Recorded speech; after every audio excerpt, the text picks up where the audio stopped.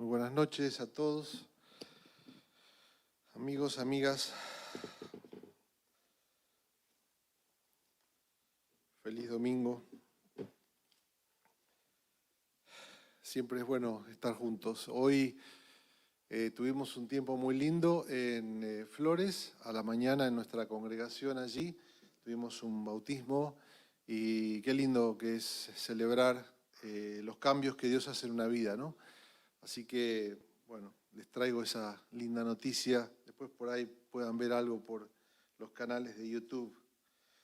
Y vamos a leer esta noche un texto de la carta a los Hebreos, capítulo 10, versículo 19 al 21.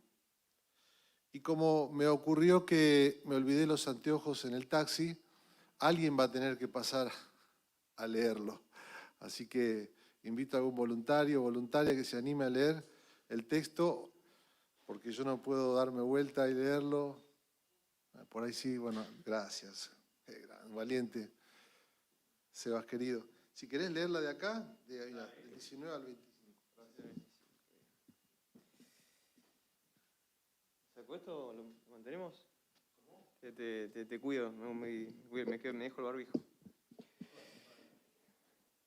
19 al 25, bueno.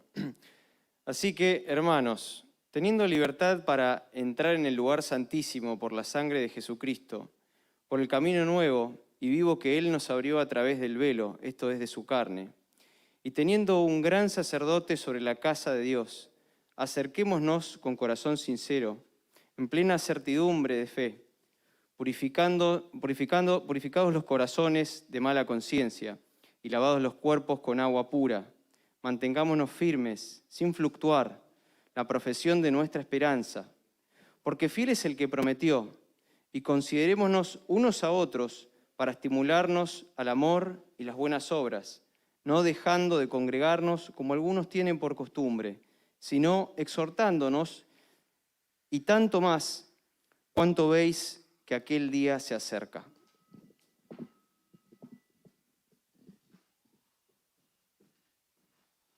Muchas gracias por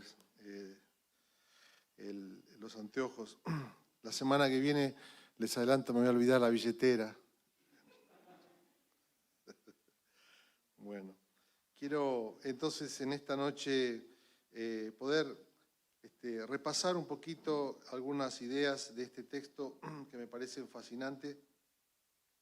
Y como saben, la carta a los Hebreos es una carta que fue escrita para una congregación, una comunidad que estaba pasando un momento terrible de dificultad, ¿no? Y muchos de los que estaban profesando la fe cristiana estaban muy desanimados, pensando en, bueno, volvamos atrás, volvemos a replantear qué es lo que estamos creyendo, ¿no? ¿Funciona o no funciona? Y entonces el autor escribe esta carta, extensa por cierto, alentándolos a que miren hacia adelante. Pero mirando hacia adelante sabiendo qué es lo que tienen, qué es lo que Dios les ha dado en Cristo. Y por eso es la carta donde habla de el rol y la función y lo que Cristo hizo a nuestro favor. Si querés entender en algún lugar de la Biblia, en muchos lugares ciertamente, pero hay un lugar donde vas a entender la profundidad de lo que Cristo hizo, es en la carta a los Hebreos. No es sencilla, pero es un desafío. Y como Dios ha creado nuestros cerebros, pues nos ha dado comprensión para entender, en primer lugar, lo que Él quiere decir. Así que nosotros cristianos creemos que cuando vos lees la Biblia, no es como cualquier otro libro. El Espíritu Santo, el Espíritu de Dios está obrando en tu mente y en tu corazón, en todo tu ser, para que esa palabra no sea solamente palabra acá, sino que te transforme, te transforme. Así que llegamos a este capítulo 10, ya vamos por el noveno encuentro, nos quedan unos cuantos más. Y este capítulo 10 es un punto de inflexión. ¿Por qué? Porque hasta acá era más teoría que práctica. Pero a partir de ahora es más práctica que teoría. Y así se dividen muchas de las cartas del Nuevo Testamento. Primero la teoría y después la práctica, ¿no? Y nosotros que vivimos en una sociedad muy pragmática, queremos la práctica, dame los principios, dame los pasos, ¿no? Quiero el manual. Y no entendemos que es fundamental. Mi profesor en el doctorado decía, no hay mejor práctica que una buena teoría. Una buena teoría salva vidas, ¿o no? Algunos que están estudiando medicina, una buena teoría, saber, salva vidas. Bueno, aquí lo que está diciendo y lo que se dedica en estos 10 capítulos primeros el autor es a que sepamos algo, que sepamos quién es Cristo y lo que Cristo hizo por nosotros. Bueno, hoy llegamos a este principio del capítulo, o mediados del capítulo 10, y junta dos cosas, ¿no? Primero dice, hace un resumen de todo lo que vino diciendo, un resumen para que sepamos, y entonces en función de eso nos da 3 lecciones prácticas, 3 aplicaciones, 3 exhortaciones, 3 imperativos, y que después los va a ir trabajando a lo largo del resto de los capítulos que vamos a estar viendo. Así que en esta noche yo quiero que pensemos, en primer lugar, la importancia de conocer el ADN, ¿no? Él lo que hace en estos primeros versículos 19, 20 y 21 es repasar el ADN de lo que un cristiano debe saber. Un ser humano debe saber. ¿Está bien? Porque esto es la esencia de tu ADN creacional. Entender que fuiste creada para estar en comunión con Dios.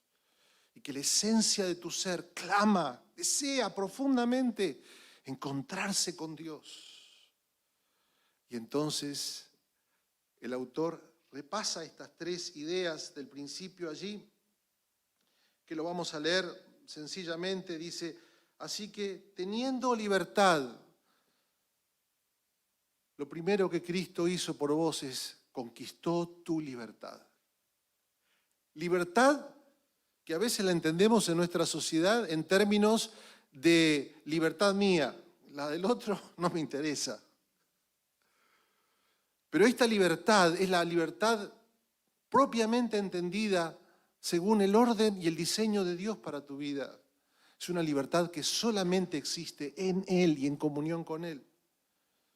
Siempre decimos es la libertad del pez en el agua, no la libertad que lo sacaste del agua y lo hiciste libre, lo mataste. Eso es lo que ocurre con nosotros cuando salimos del ámbito de lo que Dios tiene para nosotros. Esta es la libertad que Dios ha conquistado en Cristo, teniendo libertad. ¿Cuál es la libertad que tenemos? En primer lugar, la libertad se entiende en forma relacional, teniendo libertad para entrar a la presencia de Dios. Toda la Biblia habla de que estamos alienados de Dios y de ahí surgen todas las demás alienaciones. Y la Biblia nos habla de esa iniciativa de Dios una y otra vez, acercarse a nosotros, abrazar, y nos abraza en Cristo. Y entonces dice, allí está la libertad. ¿Tenemos libertad o tenemos confianza? Dice allí otra expresión en el texto griego, para entrar en el lugar santísimo por la sangre de Jesús. ¿Qué quiere decir? Que Cristo ha hecho posible que yo pueda entrar a la misma presencia de Dios. Bueno, tremendo. Segundo lugar, dice allí, esto debes saber, que hay un camino nuevo y vivo que Él nos abrió a través del velo, esto es de su carne. Hay un camino, hay una forma de acercarnos a Dios. Ese camino para acercarnos a Dios se llama, ¿cómo se llama? No es el Filcar, que era un mapita que comprábamos cuando éramos pibes, que no había GPS, era para más o menos guiarte por la ciudad. Mi hija todavía se acuerda, yo miraba el Filcar. No es el Filcar, no es el manual del buen comportamiento y las 4 líneas eficaces para tener éxito en tu vida. Ese camino es Jesús. Dice que Él abrió una brecha donde no existía. Claro, en esa época, ya lo habíamos la semana pasada, había en el templo 2 habitaciones. Una era el lugar santísimo donde brillaba la gloria de Dios. Nadie entraba ahí, nadie entraba. El que entraba moría. Nadie se podía acercar a ese lugar. Pero Jesús, Él, el Hijo de Dios, el misterio de Dios y hombre, en su naturaleza, abrió un camino. Jesús es ese camino. Jesús es tu camino. Camino nuevo y vivo. No son caminos muertos. No es una dead end road, como dicen en inglés. Perdón a los que hablan mejor que... No es un camino sin salida. Jesús es ese camino nuevo. ¿Y lo probaste ya? Allí donde estás, digo, para todos nosotros, no, yo hace años que soy parte de todo esto, pero si estás en un camino sin salida, Jesús es tu camino. Debe ser ese camino en esa área particular de tu realidad. Y en tercer lugar, dice que Él es un sacerdote, un gran sacerdote. Debes saber que Él es nuestro mediador. Otra vez vuelve a repasar esta idea. Pero ya no un mediador que nos ha abierto un camino, sino un mediador que está presente en la presencia de Dios. Tiempo completo, full time. 24/7, 24/7/30, 24/7/30, 365, 24/30, 365, 24/7, 365, infinito. Allí está Él, delante de Dios, recordándole cuánto amor hay en su corazón por nosotros y todo lo que Él hizo por nosotros, en nuestro lugar, para que tengamos acceso a Dios. Bueno, allí está la esencia de todo nuestro problema, de toda nuestra necesidad, una y otra vez. No es el laburo mañana, no es que no te salió esto, no es el examen de mañana. Estamos en finales, estamos estudiando, no es este o aquel. El problema central es esa relación rota y Dios la ha provisto su solución en Cristo Jesús. Ahora, ¿qué tiene que ver esto? Y vos decís, no, pero ¿y esto cómo me soluciona los problemas? Justamente, fíjate el autor utilizando la metodología de una y otra vez hablar de la obra de Cristo a este pueblo confundido, a esta comunidad confundida, perseguida, torturada, que perdió todo, que está sufriendo. Les recuerda una y otra vez su ADN. Tu ADN, el ADN que Dios quiere que tengas, si hoy estás explorando la fe cristiana. Y entonces, las tres aplicaciones. La primera, y vamos. La primera dice allí de los versículos, el versículo 22, acerquémonos. ¿Cómo dice? Acerquémonos. Acerquémonos, porque describe la primera parte que hemos dialogado, la unión con Cristo, para algunos que estamos hace tiempo caminando.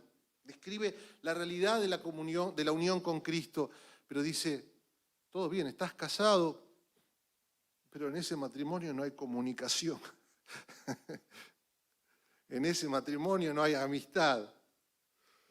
Hay que trabajar la comunión.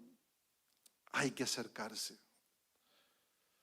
Claro que todo nuestro ser, desde el día que nacemos, salimos escapándole a la luz. La luz nos atrae, pero hay un rechazo. Hay algo hay algo que nos confunde de la luz. Pero hay algo que nos apela, que nos atrae. Dios es esa luz. Y Él nos invita a acercarnos. Y a veces nos sentimos no aptos, no capaces, muy ocupados, muy distraídos, muy aburridos. Por eso viene la exhortación. La clave está en acercarnos. Él es el centro. Él es el centro. Es el 5 del medio campo para los futboleros que estamos en este lugar, que espero sean muchos. Pasásela al 5, porque Él distribuye la pelota. Él tiene el control del juego. Bueno, cuando hay un buen 5. Él es el centro. Acerquémonos, pues. Para aquellos que estaban escuchando o leyendo esta carta, esto de acercarse era una locura. Porque cuando uno lee el Antiguo Testamento, la primera parte de la Biblia, Dios era tal la distancia, tal la santidad, la otredad de Dios en relación con el ser humano y tan alejados estábamos de Él, que era intolerable esa presencia. Por eso cuando el pueblo salió de Egipto, y uno lee allí en Éxodo 19, dice que Dios apareció en el monte y le dijo a Moisés que ni se acerquen al monte. Si tocan el monte. Claro, estos eran judíos convertidos y estaban escuchando eso y dices, que yo escuchaba, que me acerque, ¿cómo?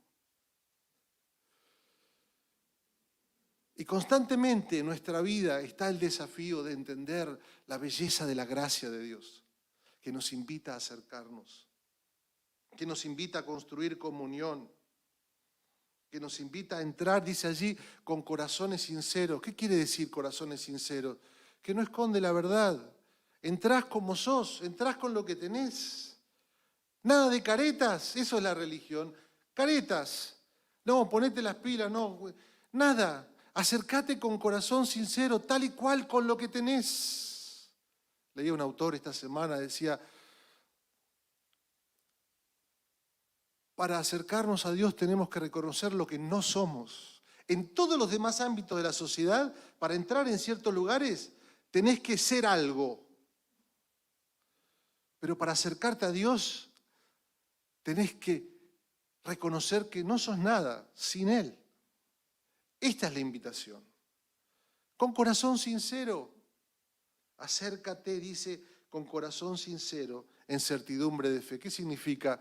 Convicción de lo que Dios te ha dado en Cristo. Te acercas no por tus méritos, por lo que Cristo te ha dado, por la gracia de Dios. ¡Qué maravilloso! Dice, practica esta comunión, dice, acerquémonos con corazón sincero, etcétera, en plena certidumbre de fe, purificados los corazones de mala conciencia. No nos acercamos muchas veces porque estamos con la conciencia corrompida, pensamos que no hay perdón para nosotros. Y no importa lo que haya ocurrido, Él te invita a acercar, porque en Él hay perdón, en Él hay gracia. Cristo pagó el precio. ¿Te pusiste a pensar en eso? Esto es transformacional. Esto genera en nosotros una comunión profunda. Fuimos creados para unión. Fuimos creados, y en toda nuestra vida es un recorrido, y lo decimos una y otra vez, hacia algo que nos atrae y que nos define. No me digas, creas o no creas, hay algo que te define, hay algo que te atrae y define tu vida, y lo contemplás y querés ser como eso, querés lograr eso, y eso va a definir lo que vos sos. Y es un llamado, decía C.S. Lewis, desde lo profundo de tu ser, por una persona, quien te creó, Dios y tu Redentor, Jesucristo. Por eso, aquello que contemplamos, eso nos transforma. ¿Vieron como el que es fútbol? Bueno, siempre vuelvo con el fútbol, perdónenme, estamos en Copa América. Y vieron, lo quieren imitar y quieren ser como tal o cual jugador, ¿no? Y se pone los botines y camina como él. Yo tenía uno que le decían Dieguito, se dejaba los rulos y caminaba cuando yo era pibe, ¿no? Íbamos a jugar al fútbol. Y lo miraba jugar, imitaba las jugadas, quería ser como él. Todos estamos imitando algo, una idea de nosotros. Cuando la vida va pasando, uno tras otro, los fracasos nos muestran. Son aspiraciones efímeras. No si es Jesús, no si es Jesús. Mirando todos a cara descubierta la gloria del Señor. Somos transformados por el Espíritu a la imagen de Cristo. Baja a ese Cristo de la cruz, bájalo de la iglesia y llévalo a caminar contigo, que sea tu Salvador y tu Señor. Muy bien. Tengo una maravillosa ilustración de cuando era pibe y termino esta parte con esto. Me quedan unos minutitos. Cuando había algún problema con mi viejo, que era un viejo amoroso, hermoso viejo que amo y amaré. Hoy es el cumpleaños de mi mamá, ¿no? Ella partió, está en el cielo. Así que la recuerdo esos momentos de familia. Pero cuando el viejo tenía que disciplinar, disciplinaba. Y nos llamaba a los dos. Teníamos hermanos y hermanas también que en un momento vivieron en casa, adoptados. Pero en una parte de nuestra adolescencia estábamos yo y mi hermana, entonces nos llamaba por separados, ¿no? Y había ahí unas charlas así como medias, ¿no? Portentosas, complicadas, ¿no? Cuando entonces uno ya se medio lo veía venir. Yo la mandaba primero a mi hermana, ¿no? Qué cobarde lo mío, muy cobarde. La mandaba primero a mi hermana. Entonces yo quedaba ahí afuera esperando a ver qué pasaba y cuando salía ella me decía, entra, que no pasa nada, está todo bien. Y siempre me hago esta idea de Jesús yendo delante de nosotros, pagando el precio de nuestra alienación, de nuestro pecado, de nuestra lejanía de Dios, e invitándonos ahora a entrar a ese trono de la gracia. Vení que no pasa nada. Segundo lugar, segunda aplicación, rápidamente. Dice, mantengamos el versículo 23, firme sin fluctuar la profesión de nuestra esperanza, porque fiel es el que prometió. Mantengamos firme nuestra profesión. Habían pasado por mucha adversidad, mucho temor, mucha complicación, estaban allí atemorizados. Claro, porque la fe cristiana invita a una profesión pública, a eso se refiere. No es una cuestión de que te la guardás, una espiritualidad líquida que te la guardás y bueno, vos crees en esto, aquello, lo otro. La fe cristiana nos invita a vivir contraculturalmente. Y la contraculturalidad, porque busca transformar, busca generar cambios, busca una sociedad más justa. La fe cristiana no tolera la injusticia, no tolera la alienación, no tolera la corrupción, no tolera las estructuras de opresión. Y ellos estaban pagando un precio, eran una minoría, estaban desanimados. Pero les dice el escritor, mantengan su profesión. Porque esa profesión estaba fundada en una esperanza de que Dios iba a cumplir sus promesas. Ya las había cumplido en Cristo y eso significa que el futuro es para arriba y no para abajo. Y les dice, salgan a cumplir con su profesión con la frente en alto. Porque la esperanza es segura. Fiel es el que ha prometido, el cual cumplirá. Estaba leyendo un artículo de Zygmunt Bauman, este filósofo polaco, hablando acerca de las vocaciones y diciendo que vivimos haciendo una nostalgia de lo que es el trabajo en la antigüedad, en la época en la que describe Weber la época puritana del trabajo. Muy afín a la fe evangélica, la ética protestante del trabajo.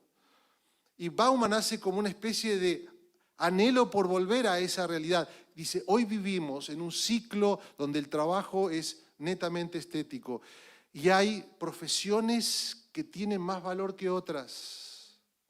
Unos que trabajan y que hacen su profesión vocacional por sobrevivir y otros que están allí arriba y son estéticamente correctas. Habla de la vocación estética.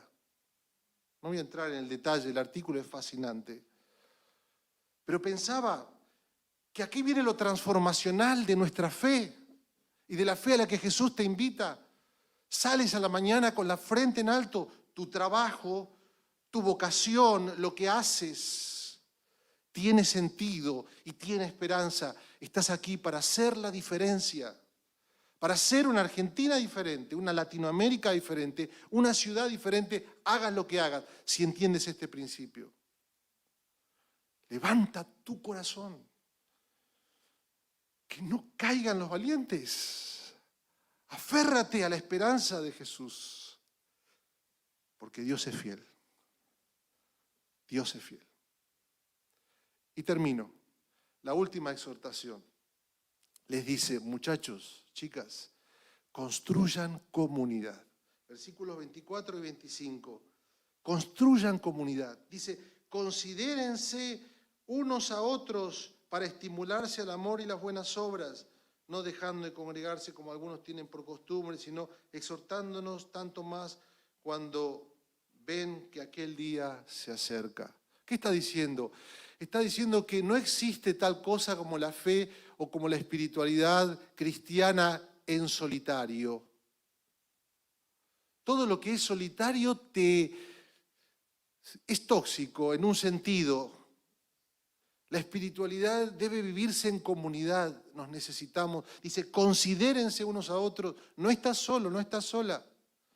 Esto significa dos cosas, que cuando estás desalentado, al lado tenés a alguien que debe acompañarte. Y esto lo deseamos para esta comunidad. Si esta comunidad no lo es, queremos que lo sea, no depende de mí, dice unos a otros, de cada uno de los que estamos en este lugar.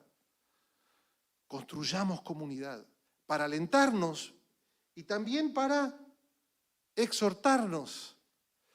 Quiero decirte algo. Si vos querés cambiar, no vas a poder cambiar solo o sola. La comunidad tiene una particularidad que te permiten ver aquellas cosas que vos no querés ver. ¿Sí o no?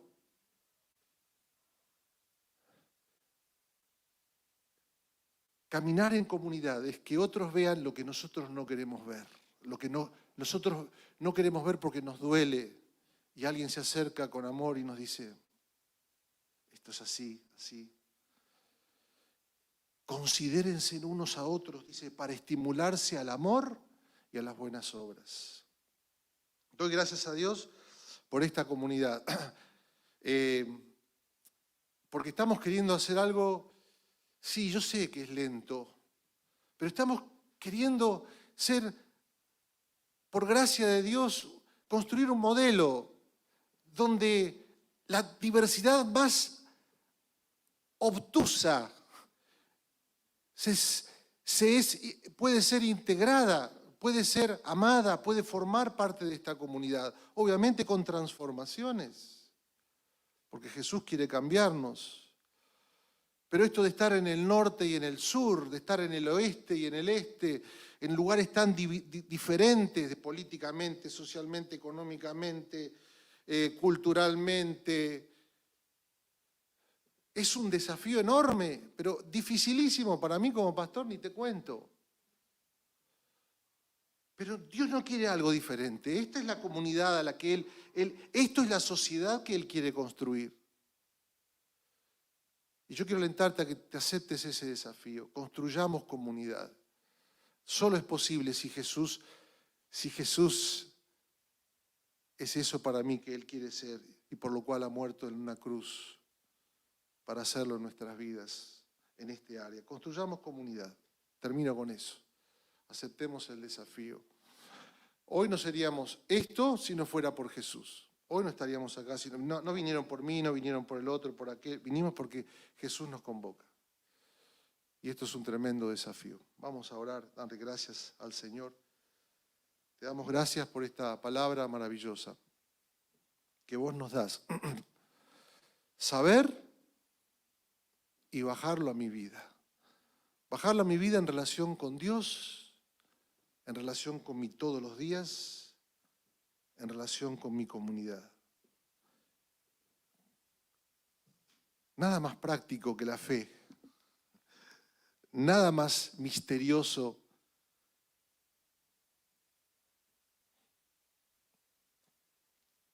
que lo que tu Espíritu nos propone. Te damos gracias, Jesús. Pido que ahora tu palabra llegue a nuestros corazones por obra del Espíritu Santo. En el nombre del Padre, del Hijo y del Espíritu Santo. Amén.